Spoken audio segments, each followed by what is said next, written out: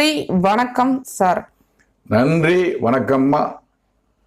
உலக ஜனங்களே, ஒரு மனிதனின் மரணத்தை நிச்சயிப்பது கடவுள், முடிவு செய்வது கடவுள்.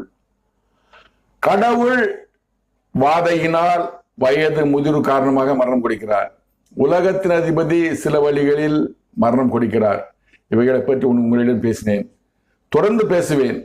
கடவுளால் உண்டான மரணத்தை பற்றியும் உலகத்தின் அதிபதியினால் உண்டான மரணத்தை பற்றியும் உலகத்தின் அதிபதியால் உண்டான விபத்துக்கள் ஆபத்துகள் பற்றியும் நான் தொடர்ந்து பேசுகிறேன்.